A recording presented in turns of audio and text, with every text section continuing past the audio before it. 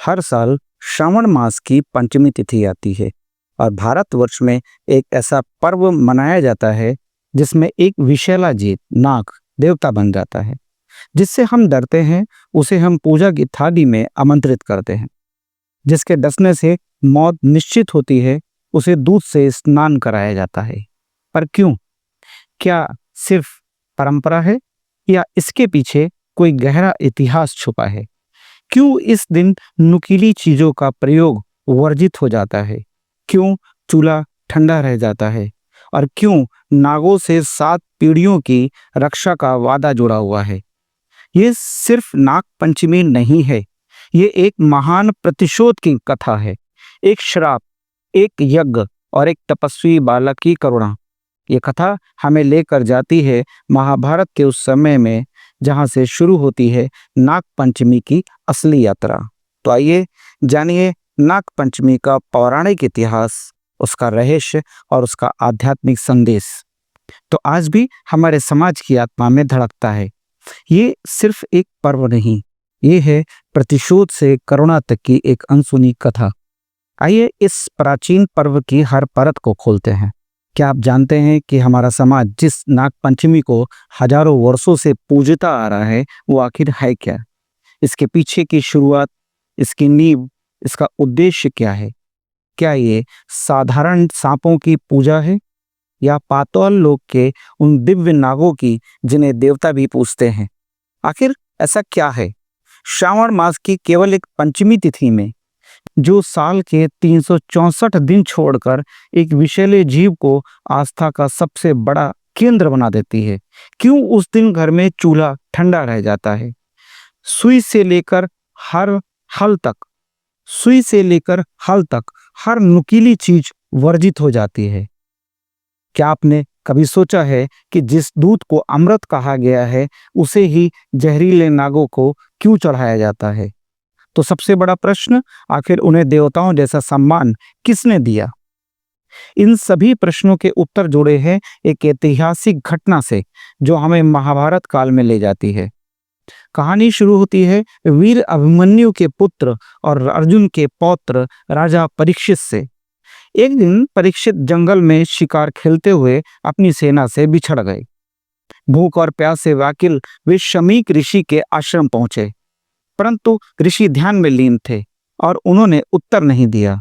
राजा को ये उनकी उपेक्षा लगी। क्रोध में आकर उन्होंने पास पड़े मरे हुए सांप को उठाया और ऋषि के गले में डाल दिया। फिर बिना रुके लौट आए। कुछ समय बाद ऋषि का पुत्र शंगी, जो तेजस्वी तपस्वी था, लौट कर आया। जब उसने अपने पिता के गले में मरा हुआ सांप देखा तो उसका रुधिर खौल उठा। शंगी ने तुरंत श्राप दे दिया, जिसने मेरे पिता का ये अपमान किया है, 7वें दिन तक्षक नाग उसे डसेगा और उसकी मृत्यु निश्चित होगी। जब ऋषि शमीक को अपने पुत्र के श्राप की जानकारी हुई तो बहुत दुखी हुए। उन्होंने कहा, तपस्वी के लिए क्रोध शत्रु समान है। राजा का अपमान क्षमा योग्य था, परंतु अब श्राप वापस नहीं लिया जा सकता था। राजा परीक्षित को यह सूचना भेज दी गई। उन्होंने सब छोड़कर गंगा तट पर जाकर मोक्ष की कामना से श्रीमद् भागवत कथा का श्रवण शुरू किया।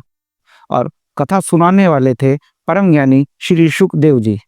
7वें दिन ठीक समय पर तक्षक नाग ब्राह्मण का रूप धारण करके आया। रास्ते में उसे कश्यप मुनि मिले जो परीक्षित को बचाने आ रहे थे। तक्षक ने एक वृक्ष को डसा जो भस्म हो गया। कश्यप ने उसे पुनः जीवित किया। तक्षक को अंदेशा हुआ कि व्यक्ति बाधा बनेगा। उसने उन्हें धन देकर लौटा दिया। फिर तक्षक फल की टोकरी में कीड़े का रूप लेकर राजा तक पहुंचा और डस लिया। राजा की देह त्याग कर आत्मा परम गति को प्राप्त हुई। पर कथा यही खत्म नहीं होती। जब ये दुखद समाचार राजा के पुत्र राजा जन्मेजय को मिला तो प्रतिशोध से जल उठे। उन्होंने प्रण लिया, मैं इस पृथ्वी से समस्त नागों का विनाश कर दूंगा। राजा ने इतिहास का सबसे भयावह यज्ञ रचवाया, सर्प सत्र यज्ञ। ऋषियों ने मंत्रों से सर्पों को आकाश से खींचकर अग्नि में भस्म करना शुरू कर दिया। लाखों नाग यज्ञ में जल गए। नागलोक में त्राही त्राही मच गई। नागराज वासुकी भयभीत हो गए। वासुकी नाग ने अपनी बहन जरत्कारो मनसा देवी से प्रार्थना की, उन्होंने अपने पुत्र आस्तिक मुनि को यज्ञ रोकने भेजा।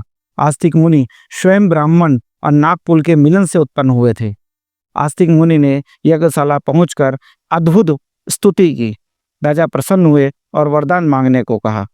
आस्तिक ने विनम्रता से कहा, हे राजन, यदि आप प्रसन्न हैं तो कृपया ये यज्ञ यहीं रोक दें। राजा वचन से बंधे थे, उन्होंने यज्ञ रोक दिया। तक्षक नाग के प्राण बच गए। जिस दिन यज्ञ रुका वह तिथि थी श्रावण मास शुक्ल पक्ष पंचमी। उसी दिन नागों ने वचन दिया, जो भी इस दिन हमें पूजेगा हम उसकी 7 पीढ़ियों की रक्षा करेंगे। इस प्रकार ये पर्व बना नाग पंचमी। यह पर्व बना प्रतिशोध से करुणा और जीवन रक्षा का प्रतीक, और आस्तिक मुनि हुए एक नए युग के प्रवर्तक। तो साथियों, ये थी नाग पंचमी की कथा। इसी वजह से आज भी नाग पंचमी हजारों वर्षों से हमारे यहाँ मनाई जा रही है। आपको ये कथा अच्छी लगी हो तो अपने दोस्तों में जरूर शेयर कीजिएगा, क्योंकि आज की पीढ़ी को ये जानने का हक है कि नाग पंचमी क्यों मनाई जाती है, और आज की पीढ़ी ये सवाल सबसे ज्यादा करती है।